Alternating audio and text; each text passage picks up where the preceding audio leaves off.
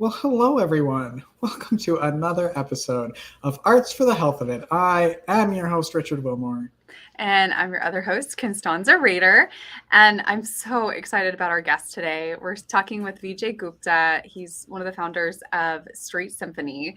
He's a violinist. He's been a MacArthur Fellow. And Richard, when I read his bio, preparing for today, I started tearing up because I'm already having an emotional day, and this is just going to send me over the edge. I can already tell. Warning, everyone! Warning! Stanzi's on edge. Tears warning. Yes. I just believe in what he's doing so much, and I can't wait to learn more about his journey and to share his work with our listeners.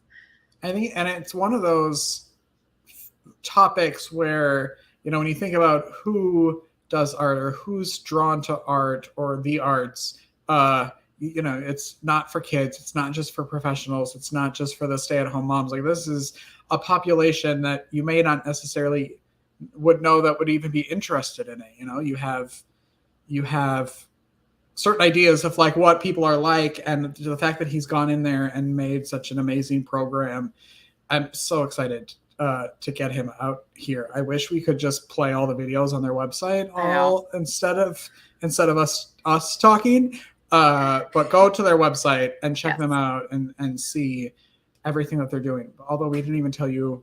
I don't even think, did we tell them the name of Symphony? I've said Symphony. Okay, good. We'll hear all about it.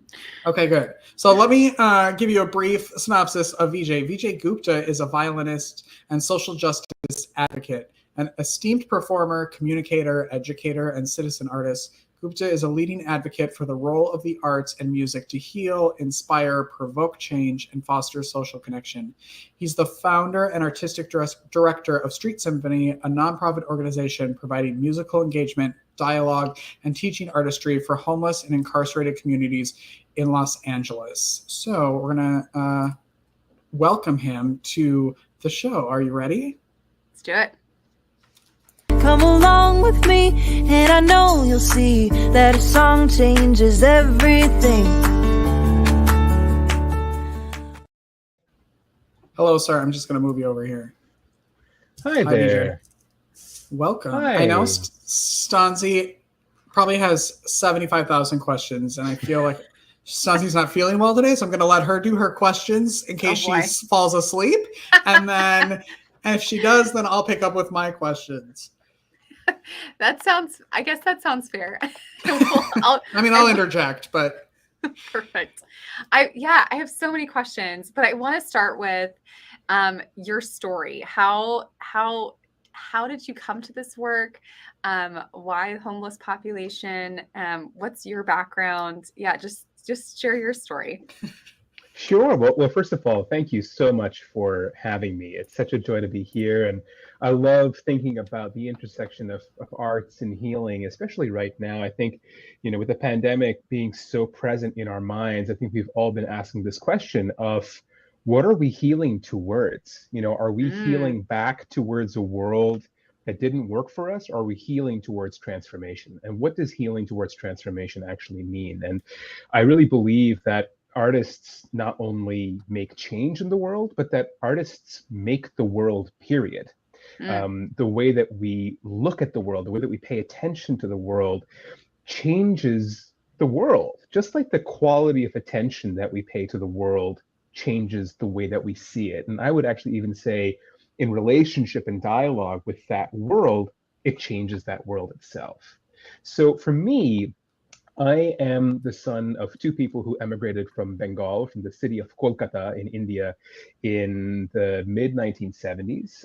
I grew up in the Mid-Hudson Valley of New York, this beautiful, beautiful part of New York that was wild and lush and beautiful. And something that I never grew up noticing, but realized now is that I was probably the only brown kid in the school I went to in a 40-mile radius. And in a strange way, I've kind of lived multiple identities my whole life because my parents were not the richest people, but they also weren't the poorest people. And I grew up around a lot of white poverty and was an outsider in that community. And then when I started playing the violin, I was lucky enough to study at amazing schools in New York City, where I was also the outsider because we were the maybe not so rich people studying at Juilliard or the Manhattan School of Music, or eventually the Yale School of Music, where I studied later on. So for me, my identity was always structured around being an outsider and an insider at the same time. My dad was a travel agent who spoke multiple languages, so I grew up hearing him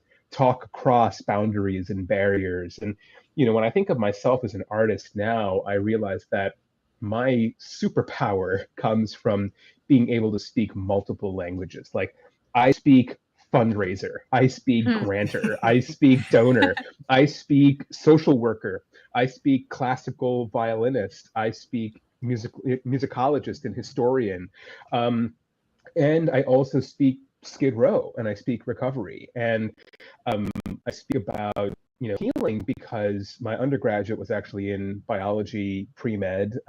I was really interested in neuroscience. I worked at 2 laboratories as a research assistant during my undergraduate, one at the City University of New York, Hunter College, where I was studying spinal cord regeneration, the biochemistry behind spinal cord regeneration after severe injury. And then I was also studying the biochemical pathways of Parkinson's and Alzheimer's diseases in neurodegenerative situations, and kind of learning about the biochemistry of the brain. But what was fascinating in working in these labs was 2 really profound things. One, that all the Harvard postdocs that I was working with at the Harvard Institute of Medicine, they were like, "What the hell are you doing here? If you're a musician, if you're an artist, go be an artist. Like, we wish we could go be a musician." And like, I use that as ammunition to like guard myself against my mother, who of course wanted me to be like a Dr. Gupta. For me, I think finding identity, finding meaning, finding belonging has always been a work of art. I want to change the conversation around how we engage and think about the arts in our lives, not as the dressing of the salad, not as something that we add to the plate as dessert afterwards, not as a commodity or a luxury, but as the plate itself, as the structure and the container of meaning. Belonging is the longing to be, right? It's the longing to be seen, it's the longing to be loved, and we have to create belonging. And I think artists, whether we are art makers or we are artists by the policies we make, or the artists by the families we make, or the artists by the lives we make, we're all artists, and we're all creating belonging in whatever way that we can. So I'm going to pause my sort of answer to your question there with, and being an artist has helped me create a way to belong in this world. Oh my gosh, there's so much to unpack. Like, I knew this was gonna be an emotional episode for me. I just resonate so deeply with everything you're saying, and that's one of the reasons we exist as a podcast, is to, shift how people view the arts so that's a more central, viewed more centrally. And a lot of the my obsession is really looking at anthropology and ethnology, and you mentioned your musicology background, and there's this inextricable link between art and love, that art and belonging and mutuality and community, they grew up together in human history. And we have this culture that is more divided and individualistic and separated from each other than we've really ever had in human history. And then we wonder why we have these mass shootings that have happened, that continue to happen.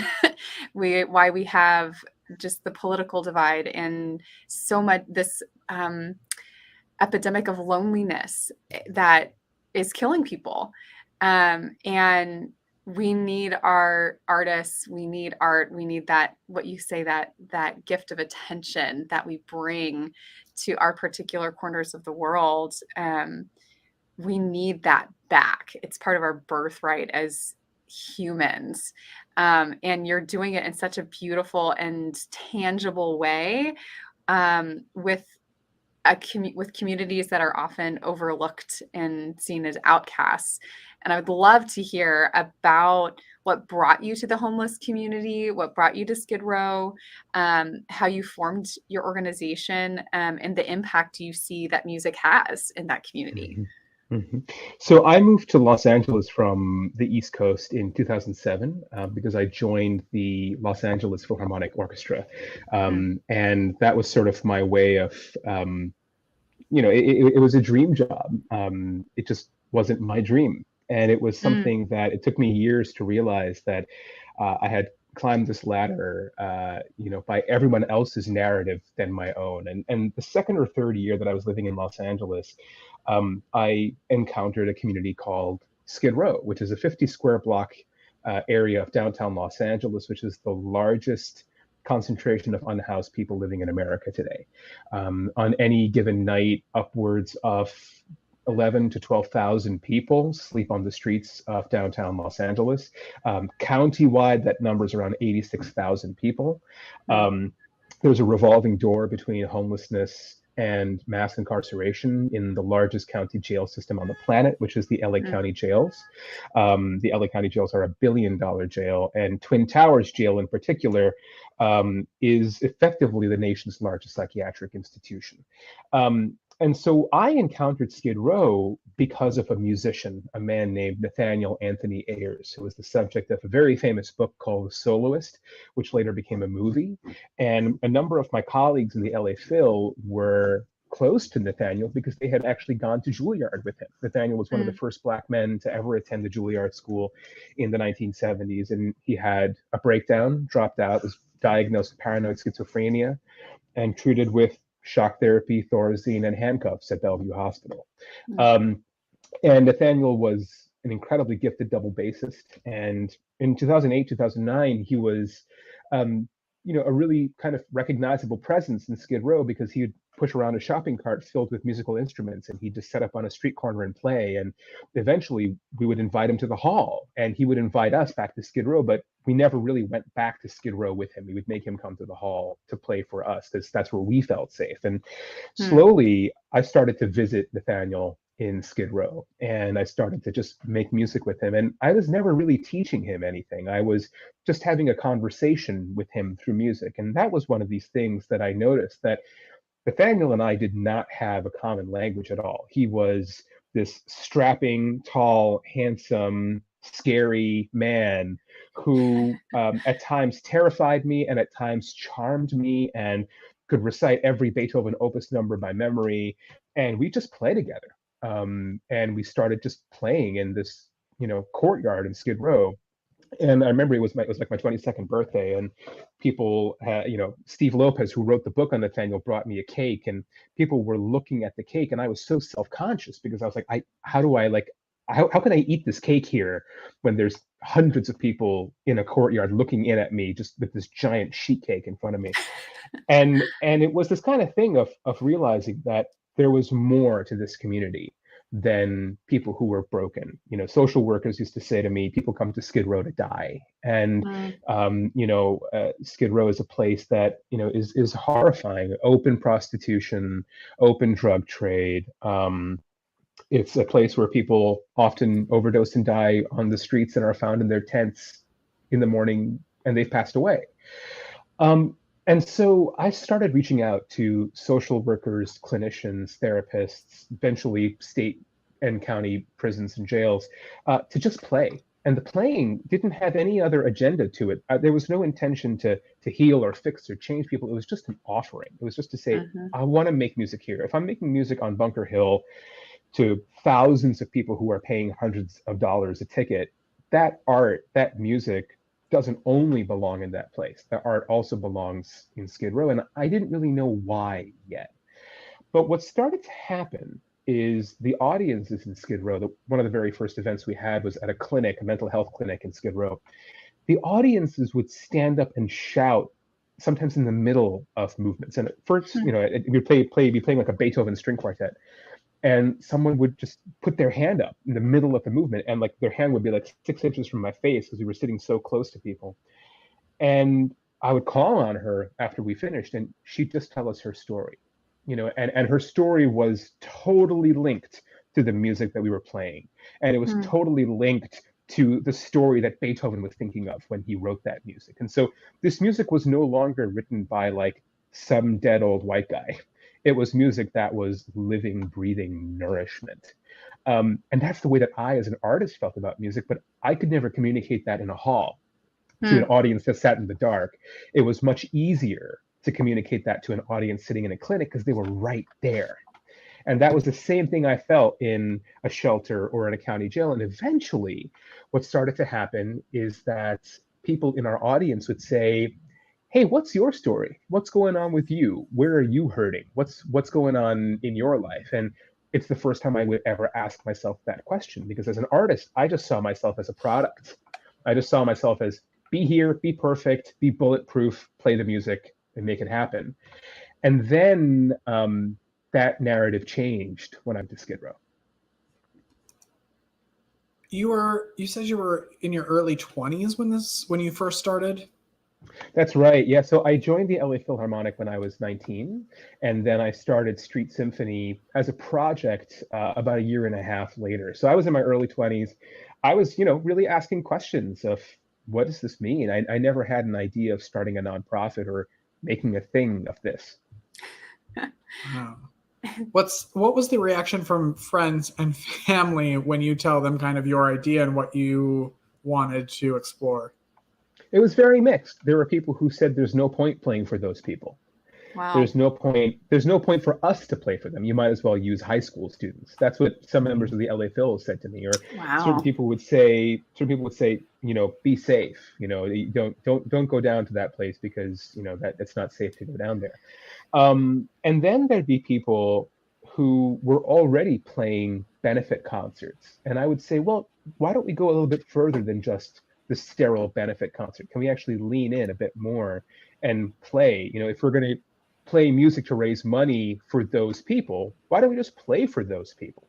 And what started to eventually happen is that the otherness of those people changed. And, I started to see myself as kind of like a Pied Piper, both for the homeless community of Los Angeles, but also for my colleagues. I realized that this work wasn't only about fixing or healing one pole.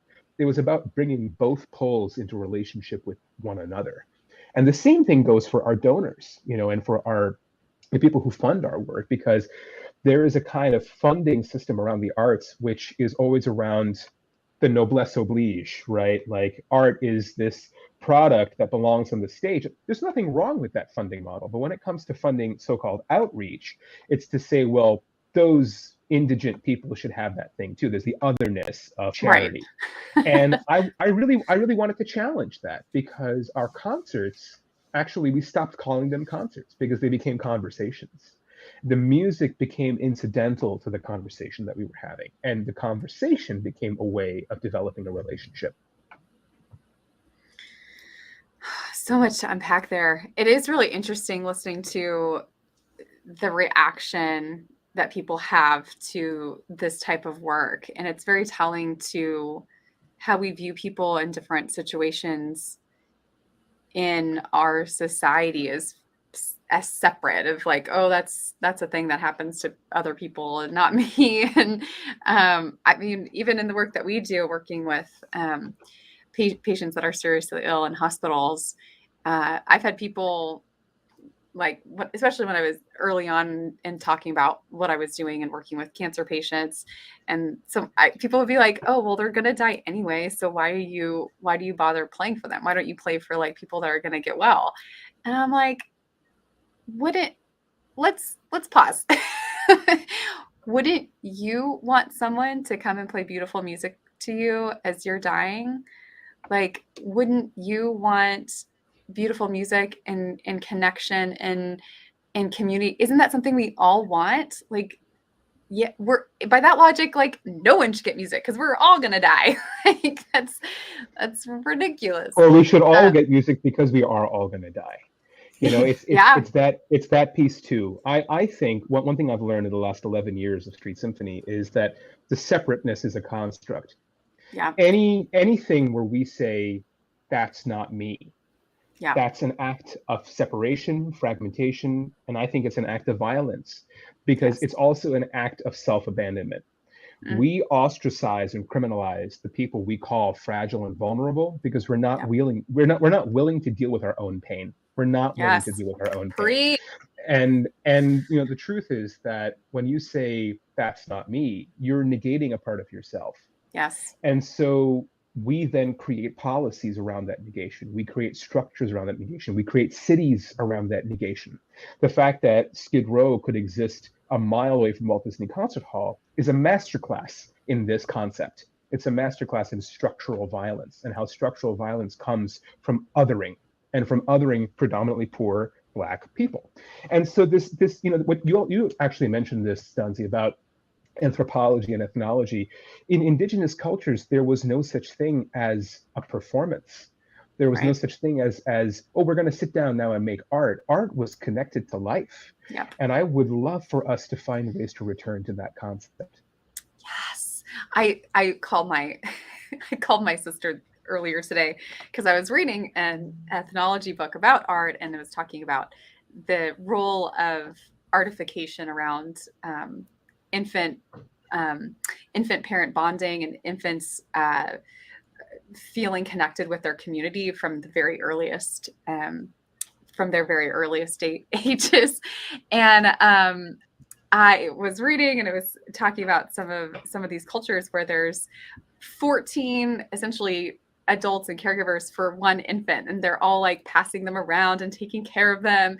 And my sisters, we're all moms now, and we're always bemoaning, like, this is not the way we're supposed to raise children in these little house boxes that we call houses, and we just sit here by ourselves with our infant and get overwhelmed, and like, that's not how we were designed. And I got to that part in the book, and I just cried, and I called my sister, and I was like, it's so messed up. How do we break down these walls?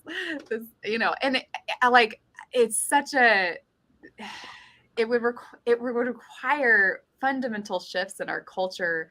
And how do we do that? And I would love to hear your answer about what would your dream be, like, if the arts could help break down these barriers of otherness and separateness and restore that sense of interdependentness versus just this radical independent, I don't need anyone, no one needs me kind of sense. Yeah. So there's a concept in the sort of indigenous cultures of Mexican music, especially in the son jarocho cultures. And I should mention, you know, street symphony started off as classical, but we started to then get requests from amazing jazz and mariachi and West African drumming and choral groups. And often these groups were comprised of people who had lived in Skid Row. So we have a West African drumming ensemble who's led by a man named Ray Lewis, who's now on our team at Street Symphony, who was formerly incarcerated, would formerly be strung out, you know, high, sleeping on the street. And he'll openly come to Skid Row and say, I was here. I was one of y'all. And now when he's playing, he is the story. He is the healing. And when I think about the number of friends I have in recovery who return to Skid Row, that reframes how Skid Row is. You know, Skid Row is no longer that place where people go to die, but Skid Row is a recovery zone, right? To think about the importance of recovery zones, not only for people who are unhoused or severely ill, but for ourselves too. So this concept in son jarocho culture is something called compromiso. And compromiso is, you know, com and promiso, so with the promise. And so there was this idea that artists, shamans, meaning makers would be allowed to go away and separate themselves from society to be witnesses, to be channels, to be the metabolizers of everything the society was going back to. So they'd cultivate this gift, but the promise was that then they would return. And they'd return to the community and share what they had learned from being on the mountain, from being in solitude, from what they've created. So there's this idea of co-nourishment happening. So the separateness of putting art on the stage actually is also an act of violence, to say that art only belongs in the stage, or that art only belongs in community. It belongs in the balance between these two things. So I feel that we need to make fundamental shifts rooted in our senses about how we break down those walls of separateness, from how we see the world, how we listen to the world, how we feel about the world, and then how we walk our talk, how we are developing artistic practices in our solitude that also reflect how we practice in community, right? So we have to find both ways to practice. There's this kind of pernicious hierarchy of saying, well, art that happens in community would never belong on the stage of the concert hall. And I say bullshit. That's a construct that is made because of the way that we have to commodify the arts. But if we let go of that and we say, no, I'm going to play with my fullness and my wholeness and integrity in all the places I go to, then we're demanding something more, right? We're literally remembering our society back together. We're putting the pieces back together. I'm going to need a minute with that. Richard, soak that in. I would love to hear about the things you've heard from the people you work with.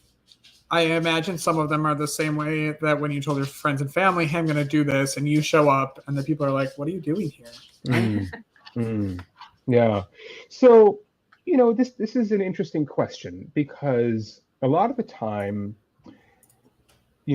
charity and outreach is rooted in making people a special occasion.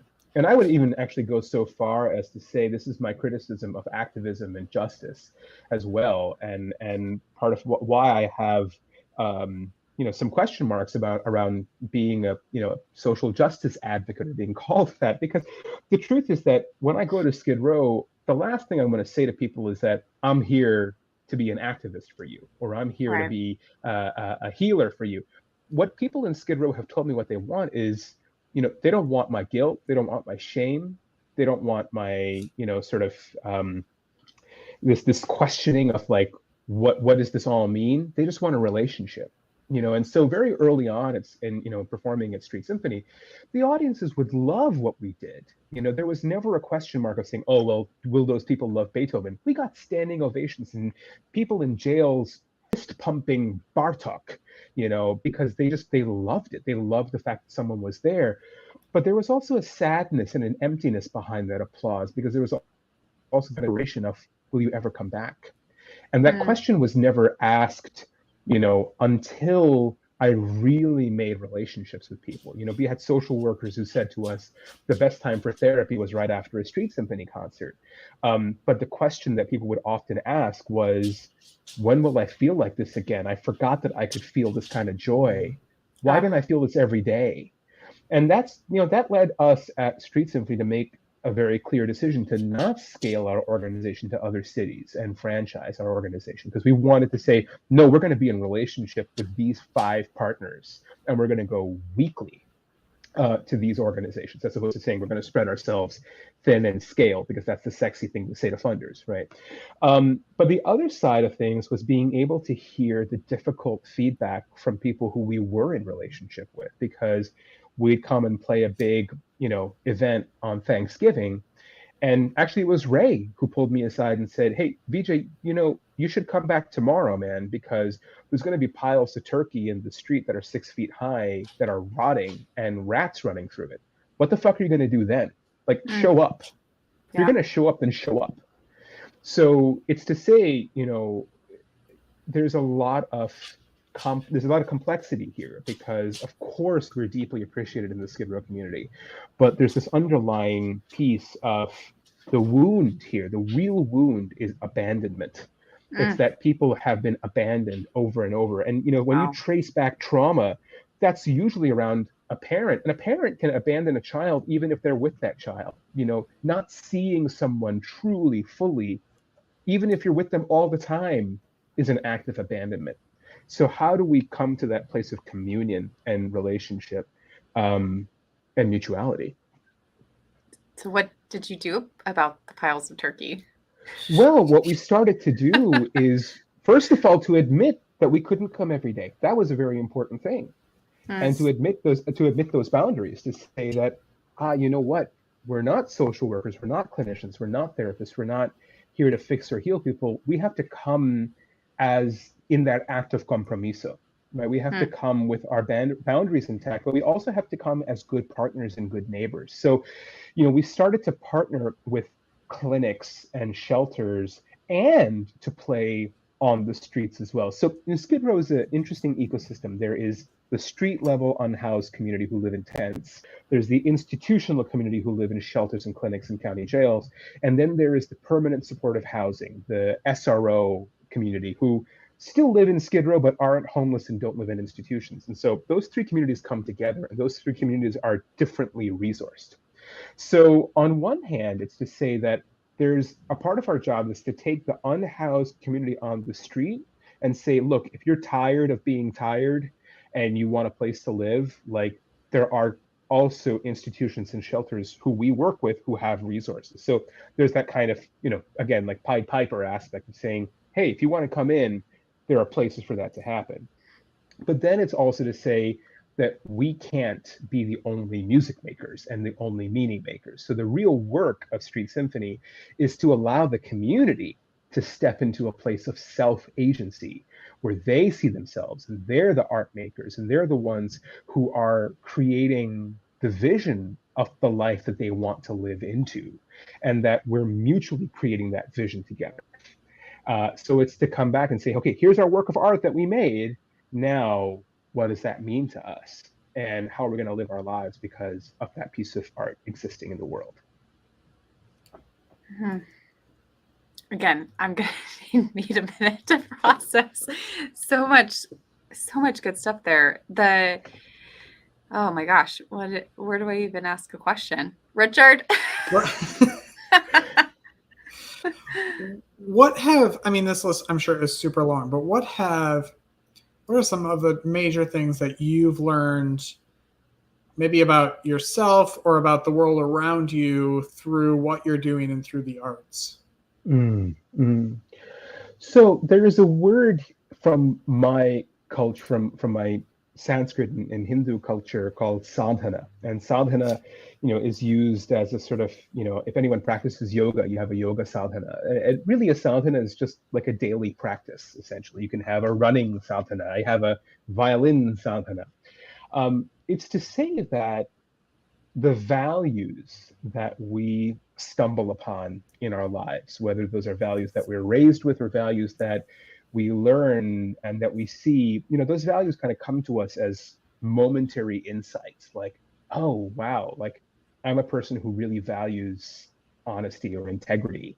And integrity, I think, is even more nuanced than honesty, because integrity is wholeness, like living an integrated life, being able to see complexity. That's a value that I really care about. So how do you practice that value, right? I mean, that's the question that I think of is, there are people in Skid Row who practice the values of relationship and recovery and integrity in ways that take my breath away. They deeply inspire me, and they're deeply vulnerable with how much they struggle in that practice.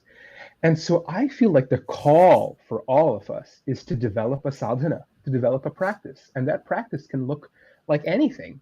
But the truth is that practice has to make us feel deeply uncomfortable. One of the books I'm reading right now is this book called The Comfort Crisis. It's by Michael Easter, and I just actually posted something on Instagram today of me attempting a very heavy squat with my trainer and totally failing. I fell flat on my ass.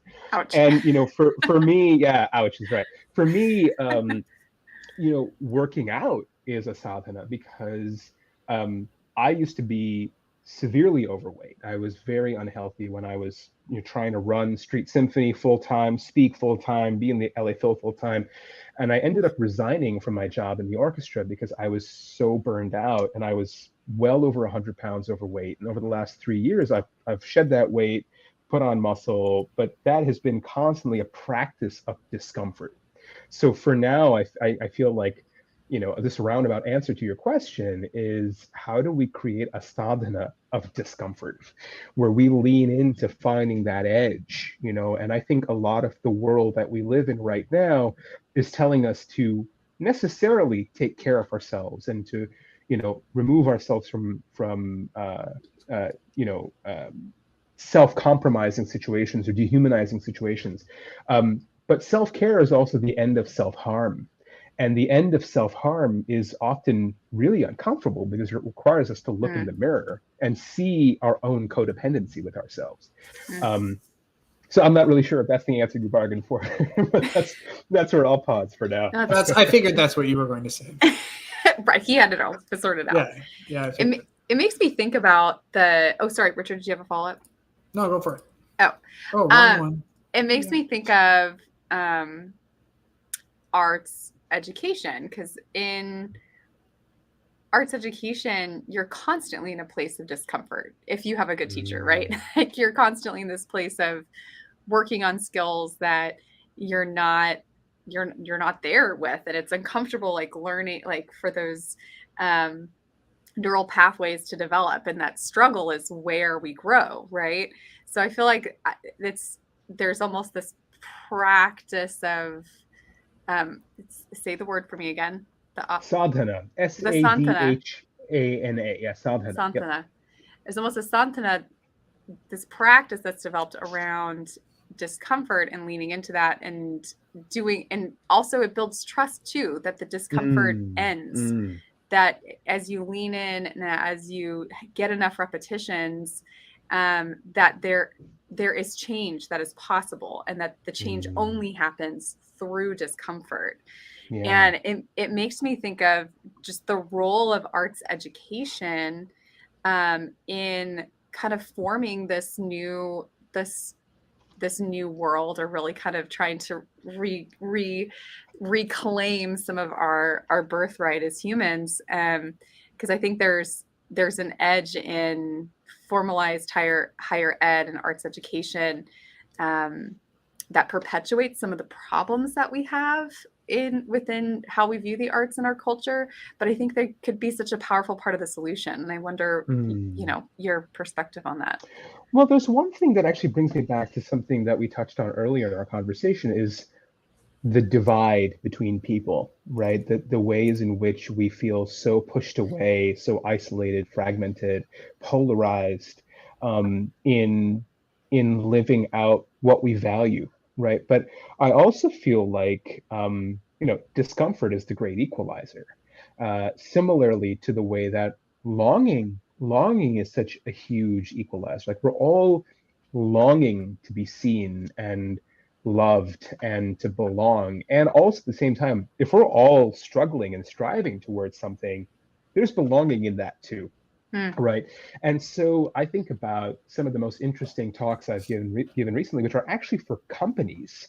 I've been speaking for a number of the Fortune 50 companies. And what's so interesting is that the ways in which these teams run is like chamber music, is deeply collaborative and deeply honest and rigorous and really exciting. And I love talking about decentralized leadership in the corporate world, because I see that as an incredibly artistic practice. And I think one of the challenges, to now answer your question around how do we shift this sort of the cap in the narrative around where arts education lives and breathes, is frankly to change the way that we think about the arts, not as a thing, but rather as a way of being, right? As a lens. What if we shifted the way that we think about the arts as a means of teaching collaborative enterprise, of teaching discipline, of teaching, the invention of new techniques and skills, so that we can actually articulate emotionally or with words what we're trying to strive for. Those are human skills. To say that arts end when we put those skills into a thing on a stage to be sold, that for me is where that's where we lose the equation, right? I think about Lewis Hyde's amazing book, The Gift, where he talks about how all art making is a gift, and the reciprocal loops of gift giving that indigenous communities had, like the potlatch ceremony, for example, where they would just give and give and give and give to the point where they had nothing left. I think about that also in terms of what the artist is, right? Like when I perform, there is nothing left of me on the stage. I should leave it all out there. There's no way you can pay for that, right? Yeah. But the truth is that there's also no way that that can be paid for, because it was already paid for by the currency of attention that the audience paid to me as the person who they were looking at. And I think that this kind of shift in saying that, oh, your art's not over when you've made the thing. Rather, your art has begun when you've given the thing away. Such a good answer. Such a good answer. I know you're pressed for time. Otherwise, you're going to be here until midnight talking to us. So I hope you come back. But I also would love to know what people can do, or how people can support Street Symphony, and how they can connect with you. Right. So you can find me. I'm quite active on Instagram at Gupta Violin. You can find Street Symphony at www.streetsymphony.org. We are a nonprofit organization powered by listeners and viewers like you. So if you'd like to make a contribution, we'd gratefully receive it. We're also launching a national live stream series. Of course, every one of us started live streaming during the pandemic. We're actually not going to stop live streaming. So now you can watch Street Symphony events that happen from the Midnight Mission, or from the Downtown Women's Center, or the Weingart Center in Skid Row. We also have a YouTube page, so you can see what we do and get involved. But the number one call to all of you, truly, is if you want to make the world a better place through your art, just go do it. Go do it. Give that gift away. Because, I'll close with this quote from John Wooden, who was the UCLA basketball coach. He said, the things that we want most in life, freedom, happiness, peace of mind, they so often come back to us when we give them away. He would say, give it away to get it back. So make what you want to see in the world, give it away, and then be willing and ready to receive how it comes back to you, probably 1,000-fold more than you ever expected. There's nothing more to say. We're and done here. Mic drop, done. Goodbye, Vijay. Thank you very much Thank for you being so much. here. We appreciate you. And we appreciate everybody who watches and listens. Make sure you subscribe or like, or all of those things that you have to do to make sure that you know that we have a new episode live on Facebook and YouTube every Tuesday, and then on all podcast platforms on Wednesday. Vijay, thank you very much. Thank you so much. We will see you later, everyone. Bye-bye. Thank you for listening to Arts for the Health of It, a podcast produced by Hearts Need Art Creative Support for Patients and Caregivers in partnership with the National Organization for Arts and Health. You can help others learn about the healing power of the arts by subscribing, sharing, and reviewing the podcast wherever you listen or watch. The podcast is hosted by Richard Wilmore, co-hosted by Constanza Rader. Our theme song, Songbird, is written and performed by Natalie Lane. To learn how you can support our mission to create joy with people facing life-altering health challenges. Join us next week to learn more ways you can create arts for the health of it. The views expressed on this podcast do not necessarily reflect the views of Hearts Need Art, their staff, board members, or other affiliates. All content is created for informational purposes only. This podcast is not intended to be a substitute for professional medical advice or to diagnose and treat any health condition. Always seek the advice of your physician or other qualified health professional with any questions you may have regarding a medical condition. Never disregard professional medical advice or delay in seeking it because of something you heard on this podcast.